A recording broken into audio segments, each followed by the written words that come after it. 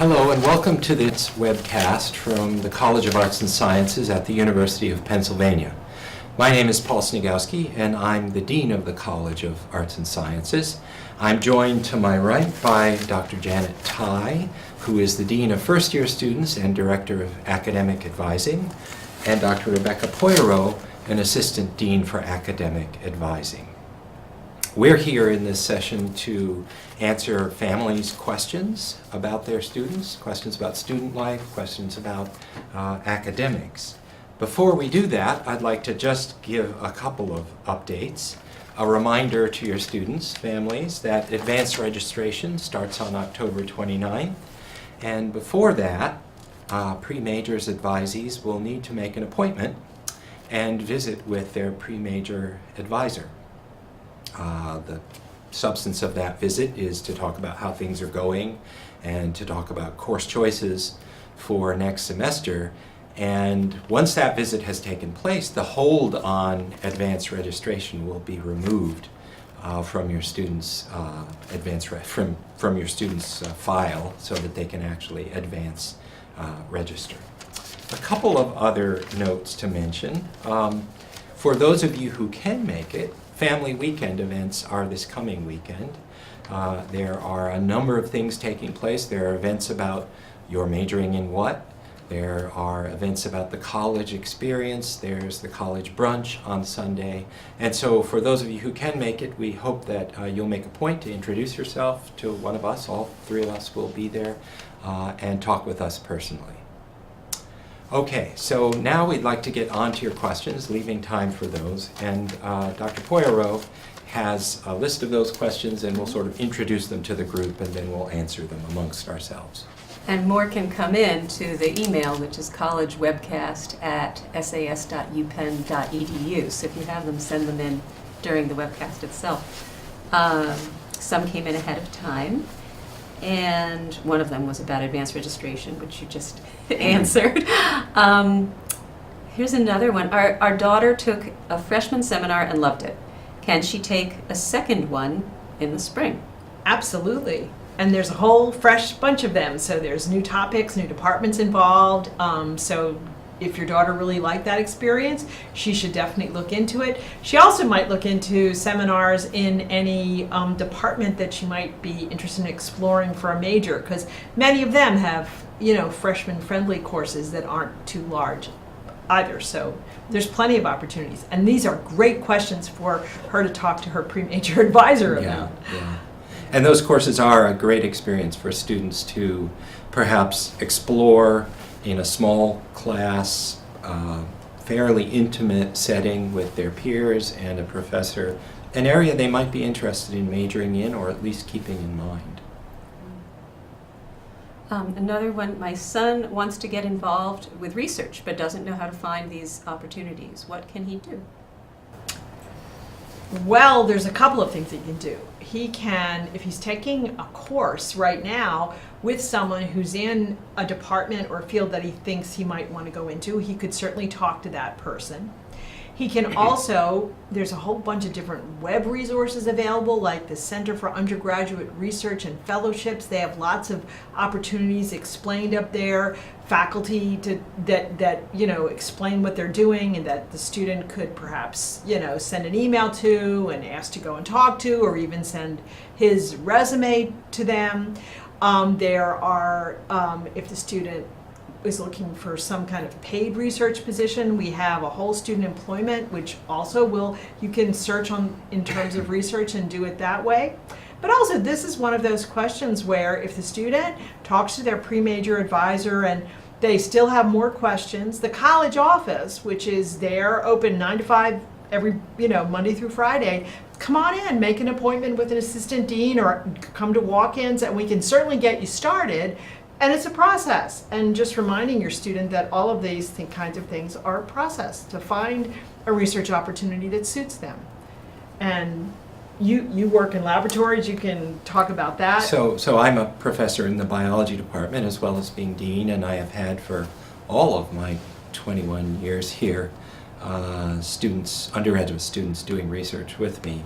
One thing I would add to what Janet has said is it's very important for students to think of what they are interested in when considering research. And one of the ways of doing that, which they might not think of, is if you are, say, if you think you're interested in research in, well, biology, to take a department at random, you know, your students should go open the department's website and go down through the list of biology faculty. There are little descriptions of what everybody does. See what's of interest there. Or if your student takes a course with someone in a department that they are very excited about, there's no reason not to go down in front at the end of a lecture and say, gee, Professor, I'm really interested in this stuff. Would you have time to talk to me more about it, and are there any research opportunities? This is how those kinds of connections get made, and those research mentor and mentor connections in general are one of the best parts of the undergraduate experience to be had here. But in general, they're not going to sort of reach out and find you as a student. You, the student, have to reach out and find them, and that takes doing some looking, doing some asking, and sort of going out and talking to people. And remember, everyone who's teaching them, every instructor is doing some kind of research themselves, so they'd be more than happy to chat a student up about that and give them their experiences of how they discovered the rare book library. And I've had students who worked in the rare book library and did all kinds of fascinating research, or in the museum, the archaeological museum, in the art museum, and all of those kinds of things often just happen from a conversation with somebody. Professors are no exception to the general rule that people love it when you ask them about themselves and what they're thinking about. A question came in about how and when should parents of freshmen help their students find housing for next year. And obviously this webcast is focused on academics, but Residential Services does have its own website, and under applications and assignments you'll find the information about how returning undergraduates can go about setting up housing. And I will say something exciting that's happened is that Residential Services, in cooperation with college housing and academic programs, have put together a module for students. It's aimed at first-year students thinking about next year, but anyone can avail themselves of this module, and it just explains how the system works and how you might, decide between various kinds of locations and put in your reservation, etc. We have, as everything at Penn, a very robust technology system called ResLife. So I think that, I'm sure that you can also, when you go to the Residential Services website, you can have access to this module, this TAP module as well. TAP means Thrive at Penn. So we have a whole series of little videos for helping people achieve certain things, like finding the right housing for their second year. And room selection doesn't start until January or February. No. So but that's why getting this module now, so that people's worries and concerns can be tamped down, and so they can recognize how the system works. Right. Okay. Here's a question that came in. Our daughter was disappointed with her grades on her first midterms and is discouraged. What can she do to get her confidence back? I'll take a shot at that Okay. first, Okay. and then you guys can. First thing for you as parents or family to remember, and for your daughter to remember, is that this is not unusual. It happens to all of us. It happened to me as a student. It's not an unusual experience at all in the transition from high school to college. Don't let it get you down about yourself. Don't lose your interest in the subject or in the subjects that you're working on. Don't let yourself start to feel as though, because sometimes students will, oh gee, maybe I don't really belong here or in this subject. That's not the right thing to do. The right thing to do, I'm going to tell a story on my daughter here. And I have her approval for telling it. She just graduated from college last year. She called us, both parents, academics, in her first year of college, And we were saying, how are things going? Oh, pretty well, except for one exam that didn't go very well, and I don't really understand it, and it's kind of got me discouraged. And we said, well, did you go talk to your professor? And she said, oh, no, I don't want to do that. That would make it seem like I don't know what I'm doing. And we said, you dummy, go talk to your professor. It's the strong student who goes and talks to her professor. That's what professors are waiting for. They're waiting for you to come and talk about, well, how can I do better? Where did I go wrong? So that's my first piece of advice, and Janet can, and story on my daughter Emma, but with approval. Well, and I know Rebecca will say the same thing I'm going to say in terms of it. This is very, very common right now. We're hearing that from a lot of our advisees. Therefore, the normal part of it is just that maybe those study habits that worked really, really well in high school aren't working quite so efficiently now that you're here at college. It might move faster. There could be more reading, there, whatever the thing is. So the question is to step back and look at it as, this is a problem for me to solve, like a riddle, if you want to think about it that way. People in the college office are more than happy to talk about this. We have great partners in the Weingarten Learning Resource Center who often will actually, sort of unpack an exam with the student and show them, oh, you did really well on that part. How did you study for that part? But look over here, you didn't do so well. Let's talk about that. Or, I've never been tested by multiple test choices in high school. What's the sort of psychology or logic of those kinds of things? The strategy. So Weingarten is very good. Instructors and teaching assistants are really wonderful with that. But there's also this turning off the dialogue that gets started in the student's head that I'm the only one like this. Right. That none of my friends are like this, and frankly, they may not know that many of their friends are just like them, because they're still they're still doing a lot of image management with one another, and you want to keep your peers impressed with you. But that's great. I think there's something wrong if you don't hit some kind of an interesting challenge in your first year of college. There's something that you need to learn how to do better. Mm-hmm. One of the things that I think is certainly true, at least in the sciences, which is my area, in the transition from high school level work to college level work, is quite often in high school courses, the emphasis is on, and you're told exactly what to memorize, and you memorize it, and there's no big surprise when you then go to the exam and you're asked to recount what you've memorized. In college level science courses, the emphasis is on deep comprehension and less so on memory. And so a question, even a multiple choice question, which might superficially seem to be about memory, is actually about deep comprehension. Can you reason your way through to a conclusion that you don't remember because you were never given it? And the study skills for that are very different from the study skills when you're just trying to memorize things. And high school students are wonderful at memorizing things. In general, human beings of that age are very good at memorizing things, but they need to learn how to learn this new way of learning when they come to college. Another question on a related theme. Our child has visited the tutoring center, but they don't have a tutor for her honors science class. They said they'd try and find one for her, but one hasn't materialized yet. What are her options at this point? Thank you for this webcast. So remember that a tutor is going to be a peer who did very well in that class in the past and is made themselves available to help the student with the content of the course. So it could be that the student's struggle in the course is with the content, and if there's no tutor, go to the instructor. Go to the teaching assistant if there is one in the course. They might be able to help the student come up with a different way. Everybody's going to have office hours, so that, if nothing else, that's an important thing for the student to do.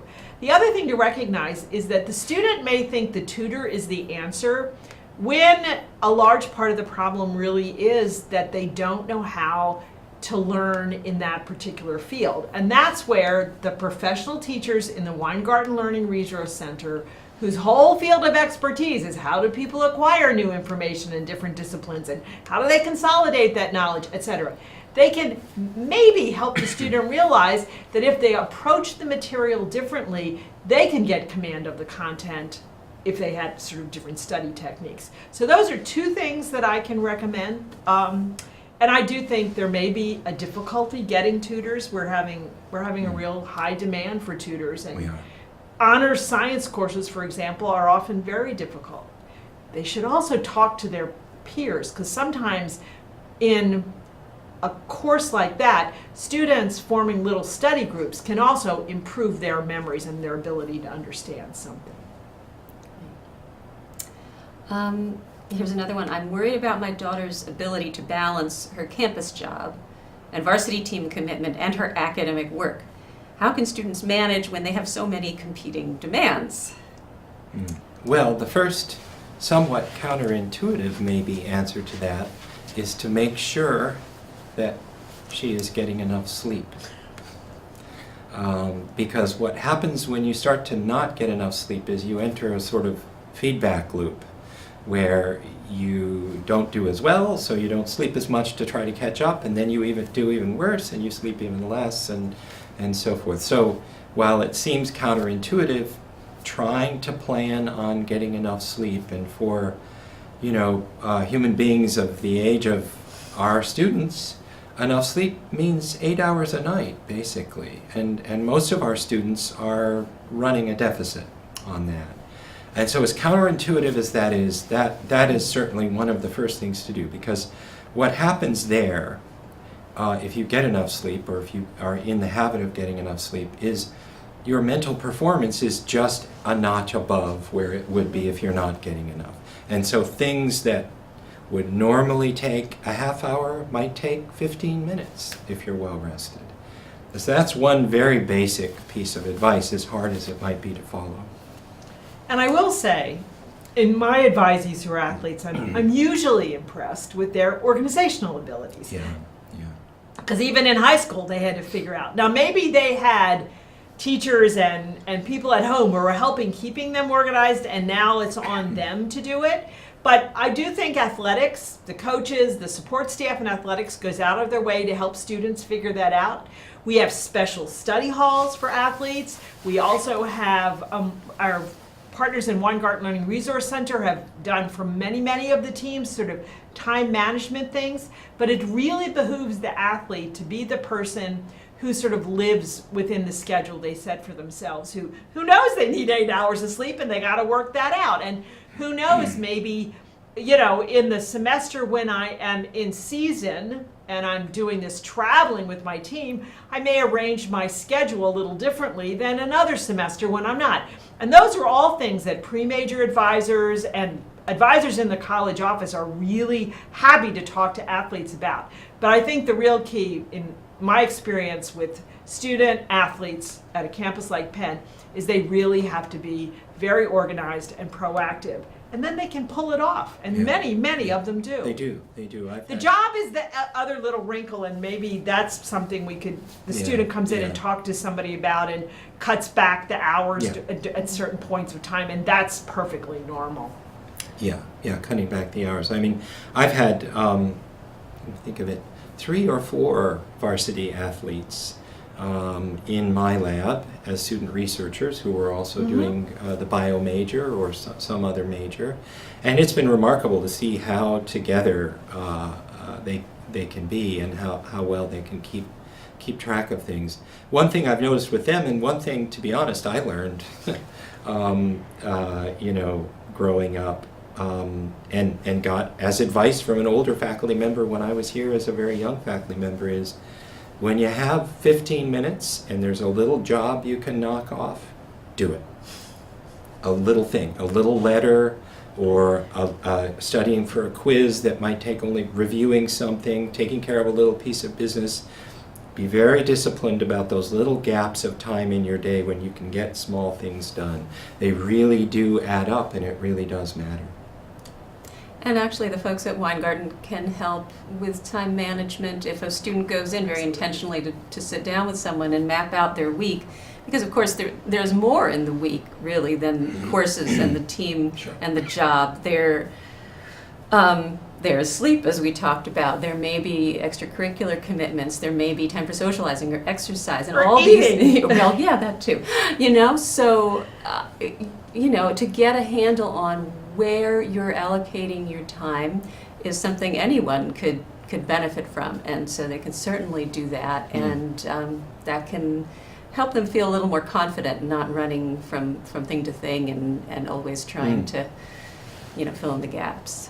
There's another thing that goes with sleeping and the notion of allocating your time, which is that, and certainly the athletes I've had in my lab have been good examples of this, you need to allocate free time, but in a disciplined way. You tell yourself as a student or a faculty member or whatever, you know, Saturday afternoon I'm going for a bike ride, or I'm going for a hike, or I'm going out with friends Saturday night. I'm going to do that then, and I'm going to work, you know, at the other times. But I'm not going to move that. That's there. I'm allocating that time for free time, for some rest and recovery, and be very disciplined about that. And if you are, then you will work all the harder during those times when you haven't allocated free time. You'll be all the more careful with your time. Let's try and figure out which ones. How can parents track their students' academic performance as the term progresses, apart from just asking the students? Well, I think just asking the students is the way to go. Students in college can decide whether or not to share their academic information with their parents. So it really is, you know, what they tell you. There is no system set up the way many high schools and districts have it with notifications, because the student is now an adult and the academic records are their private information that they share with people they want to share with. So that's a hard thing for the transition into college for some parents. But You can live through it, I can tell you this. Both of my sons graduated from Penn, so I had to have great self-restraint. I never looked at their records. I never did. They had their own advisors, and they did it. And the question became, for me, for all of you, how do I have a relationship that's different? Because now this person is becoming an adult, and I love this person, and I only wanted the best for them. But still, you worry because you're a parent, and that's what you do. I have to tell you, there may have been moments when I, had the suspicion there's a little more socializing going on than I would have liked, whatever. I do believe, even my sons, and I believe most of your children still see you as a valuable, safe space. So they will come and tell you things, but you have to get to the place of being comfortable asking them, accepting the amount of information they want to give you, and sort of negotiate that. Also, I think being knowledgeable about it when a student says, gee, I'm really worried about this, or I'm really, I don't know how to deal with this issue.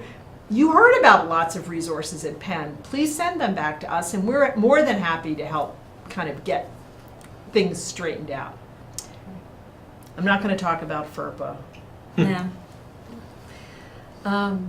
Okay, if a student is pre-med, should they major in biology or chemistry or some other science? No. Yeah. I'm one of those people who helped found the Health and Societies major, and I know that there's many Health and Societies majors who go on to go to medical school, as well as psychology majors and historians and political English science. or English, right. Yeah. So I know that there's many ways to go to medical school. That doesn't mean, and this is where I would let Paul take over, a science major isn't perfect for a particular student. It's just there are many paths to medical school, and you have to choose your major with you in mind, just not that end goal of medical school. Yeah. Well, one thing I would say is just to note gently that there is no pre-med designation that a student acquires when they come here as a first-year student. There are forms of advising. If a student tells us, I'm interested in possibly applying to medical school after my college years, then we will keep that in mind, and we'll try to, lay out the right courses that the student will need. during their time here. But there is no pre-med designation. There isn't a little box that's ticked that says pre-med on our advisor records or anything like that. There's nothing official. And as Janet said, there are many ways to go through college and go through medical school. Now, that said, many pre-meds do the biology major or our major called biological basis of behavior. Some of them do a chemistry major. But I've known ones that were poli-sci. I know one. Art historian. I know one right now who I got to know last year in my intro bio course who was dead set on a bio major. She's now an English major.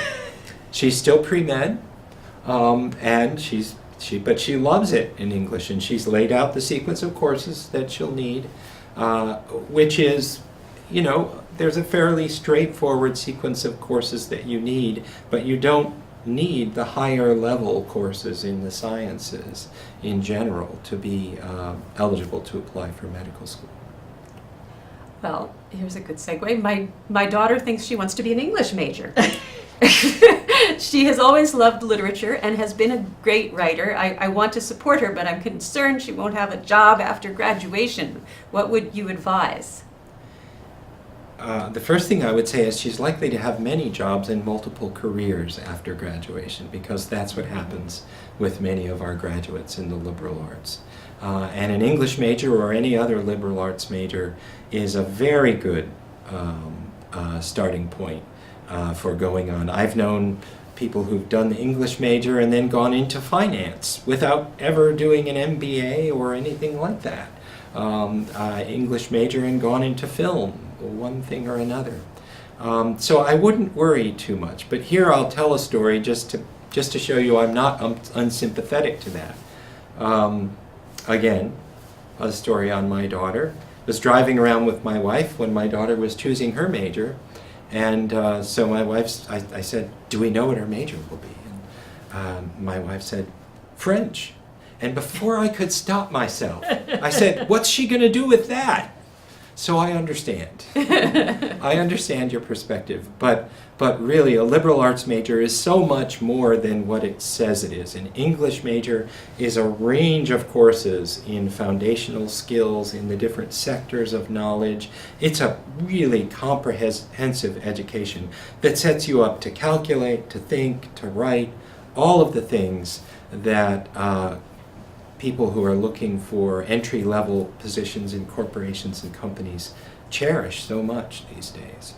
And if you want to convince yourself that this curriculum that we have, where the major is one part, and the general education requirements, which talk about quantitative reasoning and writing abilities and all kinds of things, plus this range of free electives that they can take and shape their own way if they want to take other courses. Those three things really will work together. Go to the Career Services website and pull up they have yearly surveys of what graduating classes do, and you can search by major, and you can see all the wonderful jobs and things that students do in majors. And you can go back and look at several years, and what you will find out is that English majors do quite well. So you can convince yourself with real data too. But now let's just say one more thing to that, which is that I applaud you and your daughter for thinking about doing what she finds interesting and fulfilling, because that's really at the heart of the education that we offer here, is to go after what you find interesting and fulfilling. And because of the way we've constructed the liberal arts curriculum, it will work out for you as far as, gainful employment after your time here. But really, the heart of it is your interest and your dedication to the subject. And there was another question that came in about general career guidance and postgraduate job placement, what kind of services there are. We have a career services office that Janet was just referencing for the online data of what graduates do. But undergraduates can go at any point in their career as undergraduates, as first-year students, sophomores, juniors, seniors.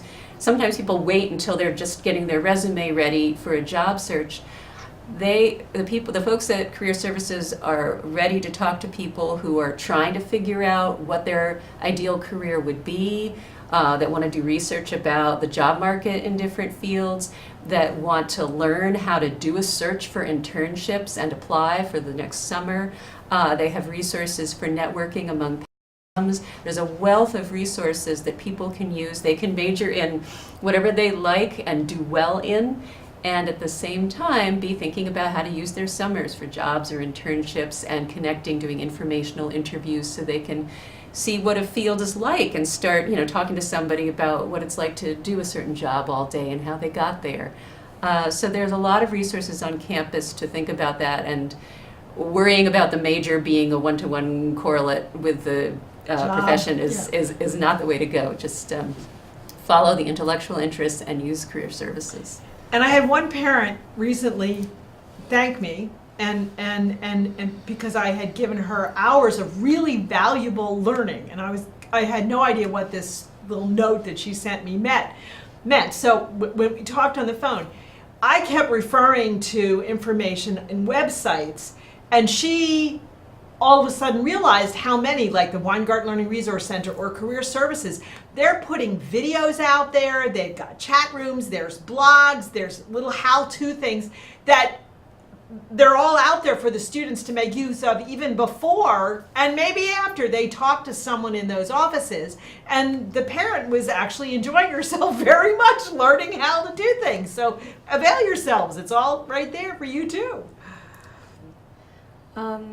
Okay, here's another one. My child is a great student who has also struggled with ongoing health problems that led to some absences in high school. How is missing class due to illness excused at Penn? It's managed, and that I think is a big difference between high school and college learning. College and university learning, it's more like having a job where there really aren't excused absences the way they were in high school when you got a note from your parents to take to the nurse or whatever. What the student has to do is that we have a system called the Course Absence Report System, and that's a way for the student to communicate with the faculty person, the instructor, and let them know that they're not going to be in class. And then it is up to the student and the instructor to work out how the student will make up the missed work. If it's missing a class and it's notes, it might be getting notes from a friend. It might be previewing the slides if the instructor makes the slides available, and then going back and talking to the instructor. Missing quizzes, tests, and things like that, again, it's always better to try to plan in advance with someone to see how if you're going to get a chance to make up that opportunity and how that might work out. This is, a kind of like a communication system. That's how we manage a student having to be out of class. If a student's going to miss more than 5 days of class, then they really should come chat with us in the college office, because they probably need a little more help managing things, because it's really hard to step out of class, especially this time of the semester when there's so much going on. Okay, another question is, when do students declare majors? I mean, the easy, quick answer is students are required to declare a major by essentially the middle of the second semester in sophomore March. year, when they're going into advanced registration for junior fall.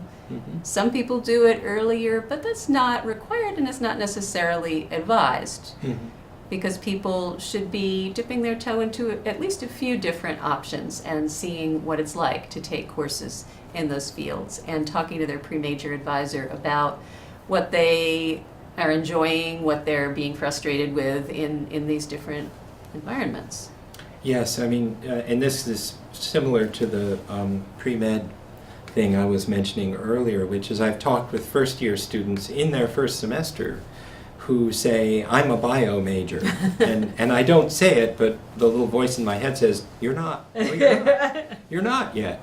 And please take a look around just in case something else is more fulfilling to you and more interesting. I wouldn't want you to go into any given major, bio, English, history, math, whatever, just because you felt you were obliged to for some reason. You should take a look around and think about it. And we are serious about this looking around business. We really push back against declaring too early.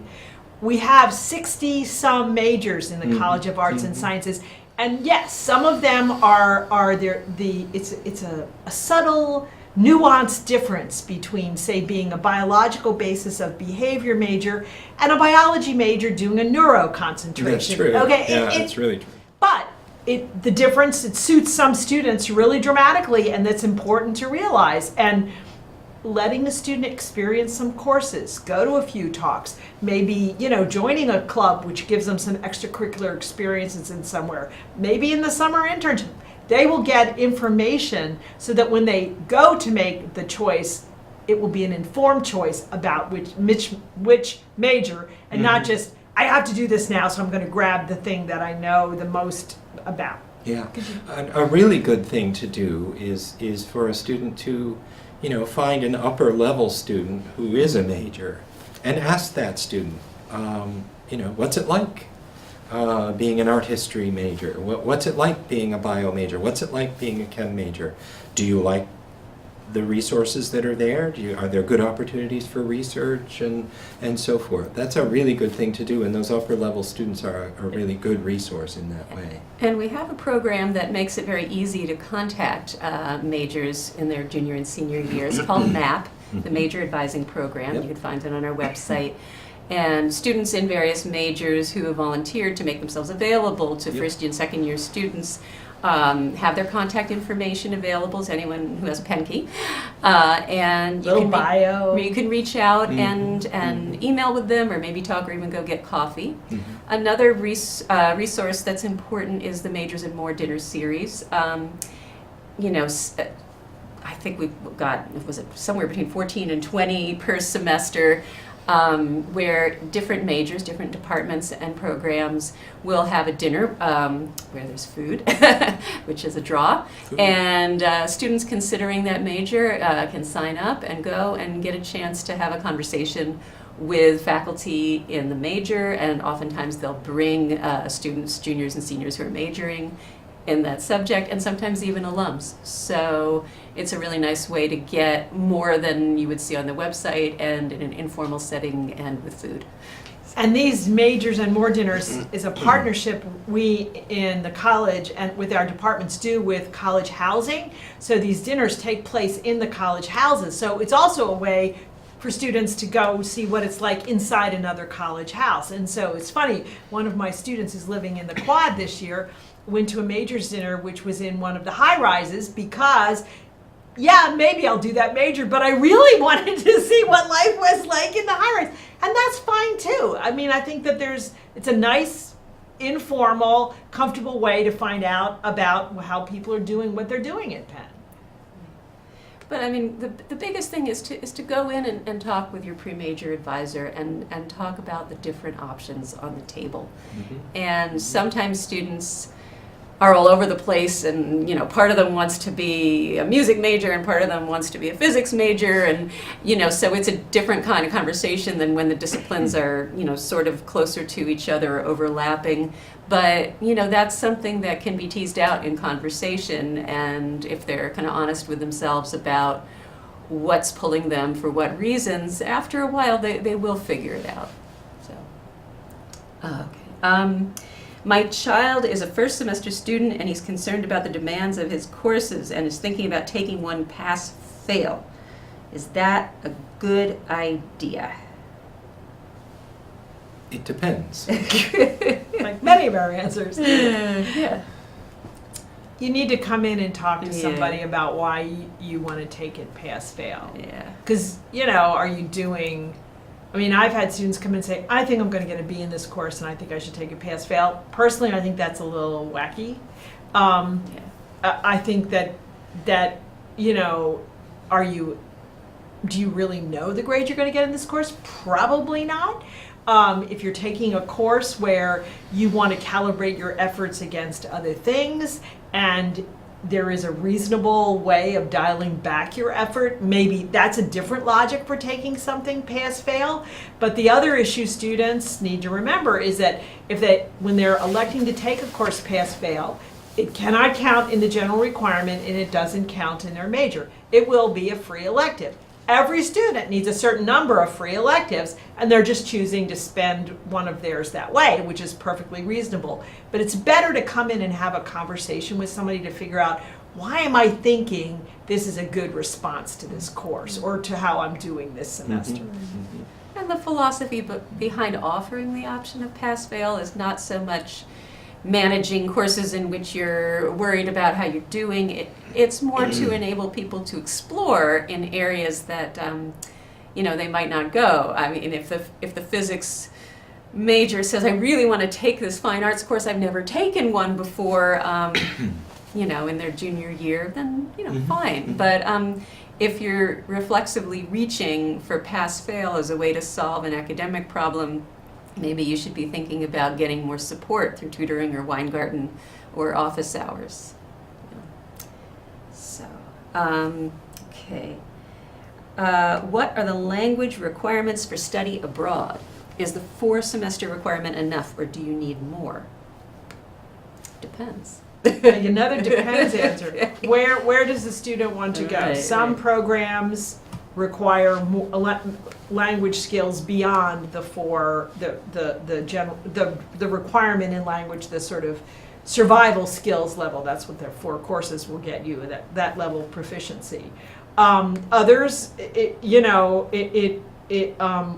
do have abroad courses in Australia, which happen to be in English. So, I mean,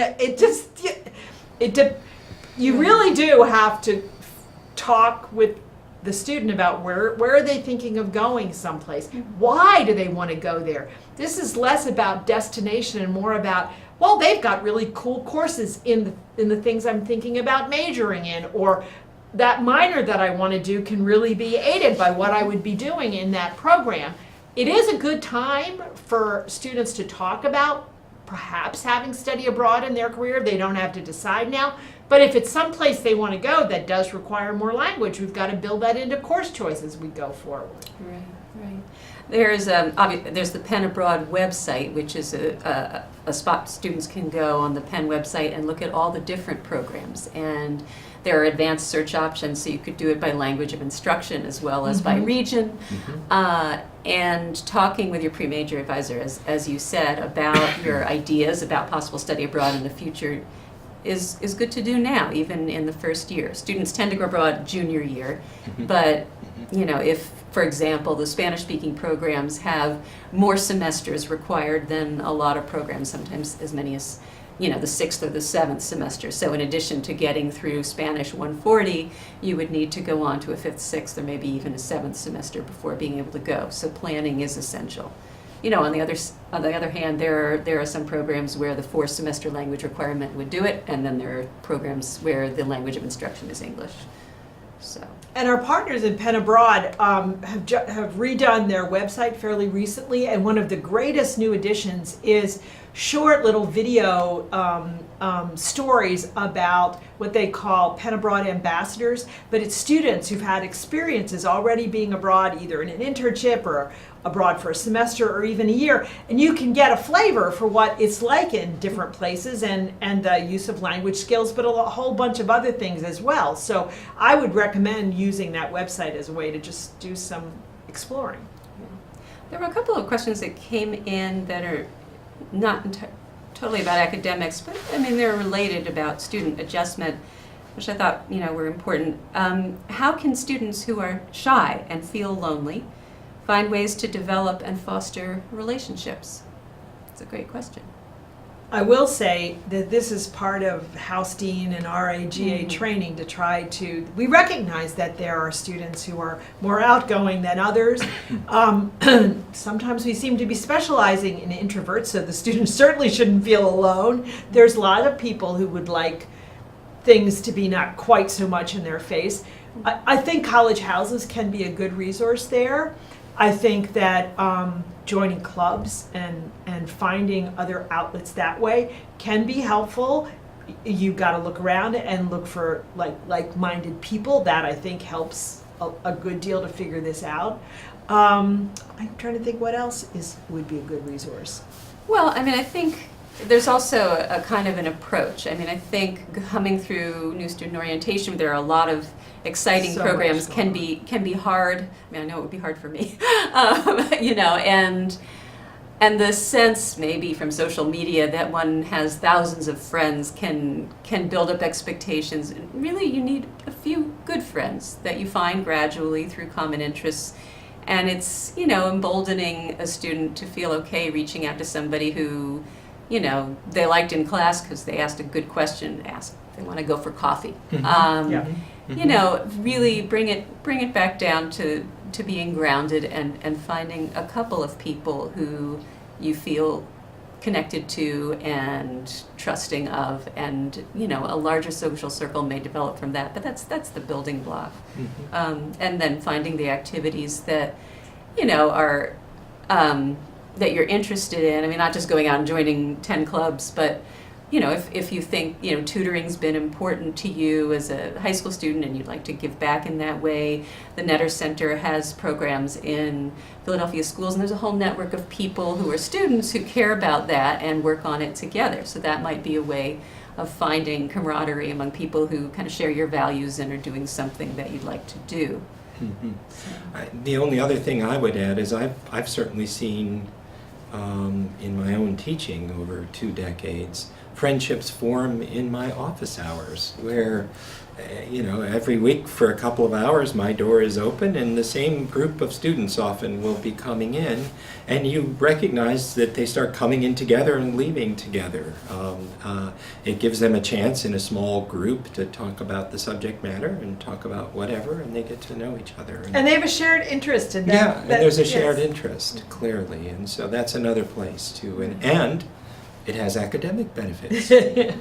And the cultural centers around campus have, Yes, kind of for open sure. door and hangout times and events, and people often, find a lot of camaraderie through the cultural Yes. centers, which include MACU, La Casa Latina, Penn Women's Center, the LGBT Center, PACH, Pan Asian American Cultural House, and more recently, the Greenfield Intercultural Center in the last couple of years has become the home base for the first generation student organization on campus, and they have a lounge and they have resources and events. So, these cultural centers are, in some sense responding to particular needs of particular groups, but everybody is welcome at any of them, and that's a nice place. Those are nice places to go as well. For sure. So, another one on that same tack, my daughter's a freshman, and she was hoping to join and try more new things in her college life, such as dancing. She never learned dance before, but she found that all the clubs and after-school activities require some sort of audition before you can get in. So my question is, where would a beginner go to try these new things at Penn? Well, I think there's some classes in Patrak and part of the recreation That's right. program. So those have to be for beginners. That's part of the way to approach it. Now I'm sure there are intermediate classes too, but taking a class is not a bad way to go.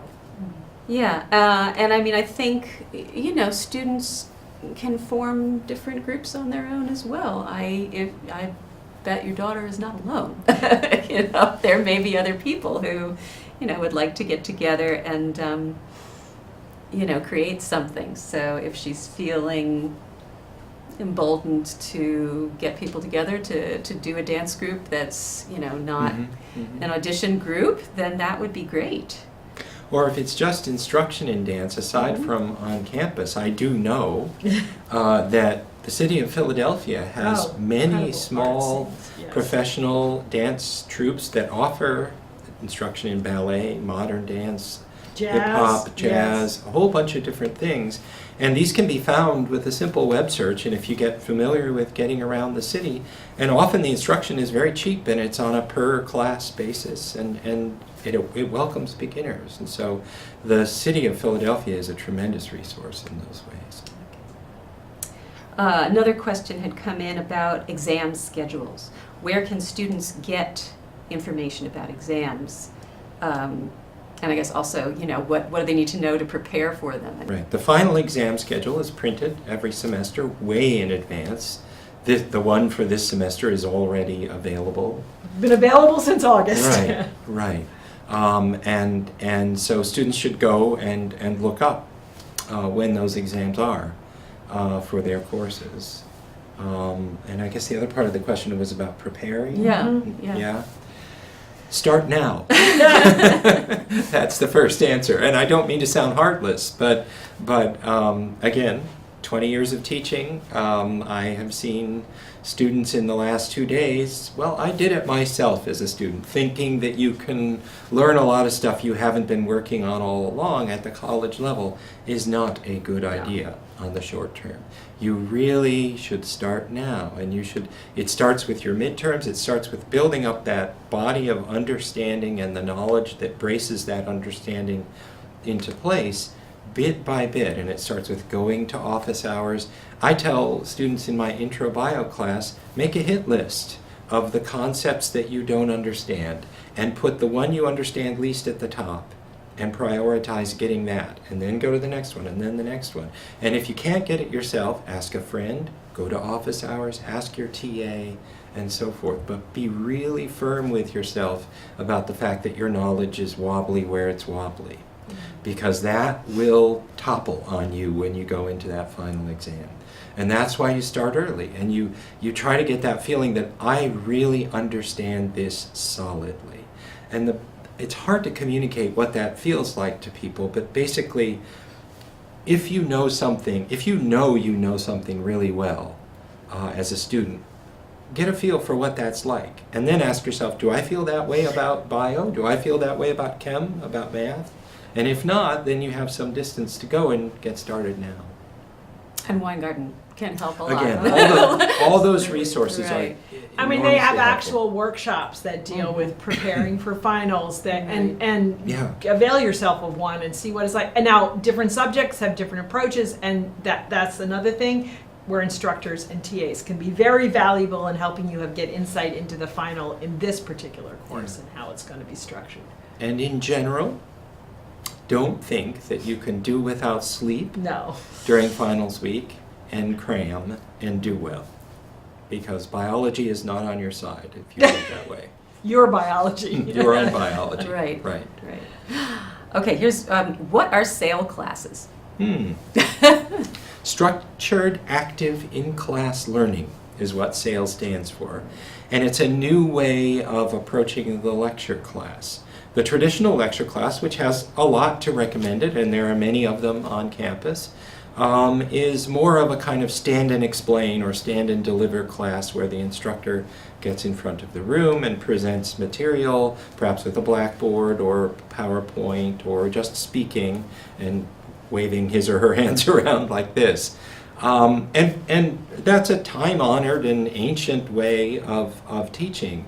But a more recent development, and it's really actually been around all along because all learning at its heart is active, but we've now begun to develop ways of building this into lecture classes, is to ask students to have the class be more participatory.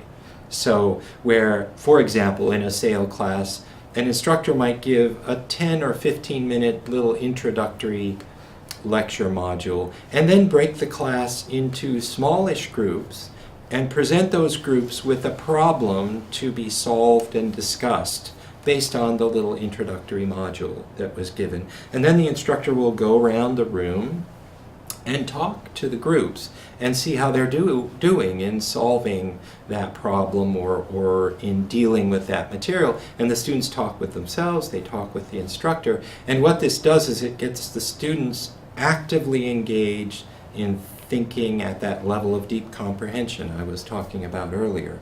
And so it does more naturally move toward that kind of deep comprehension. And there is good evidence from around the country, and emerging evidence on campus here at Penn too, that supports this idea that student confidence, student comprehension, student desire to take another course in the subject all seem to grow with the SAIL approach. Question, we have about 5 more minutes. Someone was interested in hearing about what majors would be good for a pre-law student, since we talked a little bit about pre-med. You can quite frankly, pre-law majors are, law school wants to know that you have the ability to analyze a large body of data, write about it convincingly to someone else. So you're taking a lot of information and writing about it. You're also probably speaking about it. Law schools, on the infamous test that you take to get into law school, the LSAT, there's an interesting section that deals with quantitative thinking. So a lot of information nowadays is delivered through statistics or through probabilistic thinking. So everyone needs to understand those kinds of things. Those can be delivered through a great many different disciplines. Mm-hmm. I do not think law schools actually prefer any major over any other. I have mathematicians who go to law school, and we have history majors that go to law school, and we have biology majors who go to law. I mean, it is in many, many different ways. It is the student recognizing in themselves the desire for that kind of professional training after they've been in college.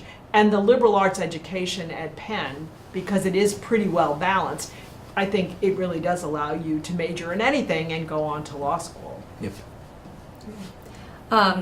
Here's a question about the relationship between a parent and a student when they go off to college. How quickly should a parent wean their first-year student off of relying on them for help in proofreading or editing, etc.? I think that maybe the first cut I'd take at that is obviously we as parents, and I speak as a parent of college-age children, should not be doing the intellectual work of our students for them. So that's a clear boundary. They should be doing their own work. That said, there are ways in which we all help one another in trivial ways. Proofreading, I think, is a pretty good example of that. If you keep it to proofreading. If you keep it to proofreading. I mean, you know, if what your student is saying to you is, gee, I just wrote my essay, I like it, but could you just check it for typos? That's fine. I mean, there's nothing wrong with checking something for typos. And certainly there's plenty of excitement and joy to be had in talking with your child about what he or she is working on in college, and in the ways in which the ideas that they're thinking about, or arguments about what they're thinking about that they bring home with them, are part of the fun. And these often lead to development on your part as a parent and development on your child's part as a student. So all of that is really important. Now, I'll pivot to the weaning away aspect. And so that starts with an on the other hand. On the other hand, a big part of our children going off to college is that step out into independence and into thinking for themselves and into coming up with and being responsible for their ideas and their performance in the forums that they find themselves in college. And so in that sense, the weaning really begins when you get on the train or shut the car doors and leave when you drop them off here. And it is a fairly big break between you and your child. Then they begin to learn to really think for themselves at that point. And we have a great writing center that can help them learn the techniques they need, they can go there too. We have one more minute till we're done. Maybe a reminder that family weekend is coming up. So sometimes students, if they live very far away, are going to be here over Thanksgiving break. Oh, okay. Right. And we have lots of resources that are going to be on campus for Thanksgiving, including plenty of people that like to have a holiday dinner with others, with the people who are in their houses or whatever. So I would urge a student who thinks they're going to be here for the Thanksgiving break to talk to their house dean about, what are the rules about staying in the house, what resources are available, what's there. I know there's information on the College House website, so you can go and look at that. And just recognize that there's lots of people around. This is not, by any stretch of the imagination, a ghost town for Thanksgiving. There's lots of people around. You can find people to spend And all sorts of interesting Thanksgiving dinners of Yes, many right. different forms.